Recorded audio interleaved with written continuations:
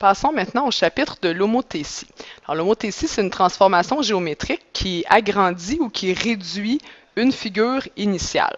Donc, dans le fond, ça va nous donner deux figures semblables. Alors, c'est un chapitre qui est très relié avec le chapitre d'avant, qui était le chapitre des figures semblables. Alors, ce qu'on a à savoir, dans le fond, dans une homothétie, c'est qu'il y a un point très important, qui est ici le point O, qu'on appelle le centre. Donc, ça va être souvent la lettre O qu'on va utiliser, pas nécessairement toujours, mais c'est souvent le cas. Donc, ça, c'est le centre de l'homothétie. Et vous avez vos deux figures semblables, dans ce cas-ci, les deux triangles.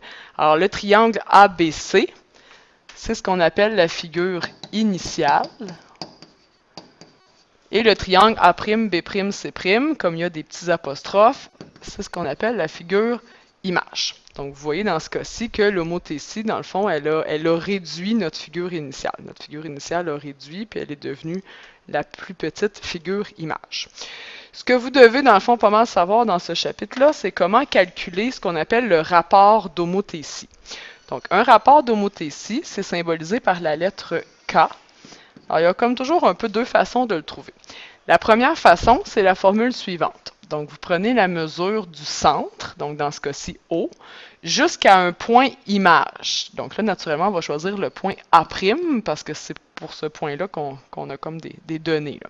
Donc, mesure de OA' sur la mesure du centre jusqu'au point initial. Donc, dans ce cas-ci, le point A. Très important de toujours faire image sur initiale, parce que nous, on veut savoir, dans le fond, par quoi on a multiplié, qu'est-ce qu'on a fait à notre figure initiale pour avoir notre figure image. Donc, on met image sur initiale. Là, on vient regarder ce qu'on a comme données. Donc, on voit bien que la mesure de O jusqu'à A', ça mesure 4. Sur mesure de O jusqu'à A, ben, on voit bien que dans le fond, ça mesure 4 plus 5, c'est-à-dire 9.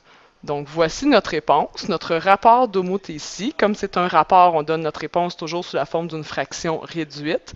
Ben, c'est 4 neuvièmes. Donc, ça, c'est la première façon que j'appelle un peu la méthode de faisceau là, ou pointillé.